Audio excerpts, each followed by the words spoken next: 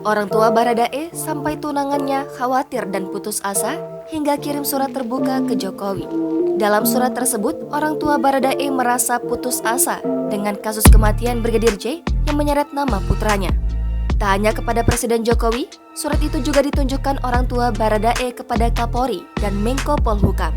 Pertama-tama dalam surat tersebut, orang tua Baradae mengatakan bela sungkawanya atas kematian Brigadir J.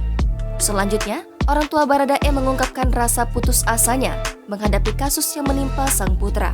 Rasa khawatir dan takut, tulis orang tua Baradae, bak menjadi makanan sehari-hari setelah viralnya kasus ini. Untuk itu, kepada Presiden Jokowi, Kapolri, dan Menko Polhukam, orang tua Baradae memohon perlindungan putranya.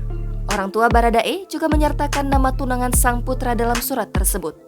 Namun, orang tua Baradae tak secara lengkap menuliskan siapa nama tunangan pria kelahiran 1998 tersebut. Surat tersebut diharapkan orang tua Baradae dapat sampai ke tangan orang-orang yang dimaksud. Pihak keluarga juga mengatakan tetap menghormati proses hukum yang berjalan saat ini.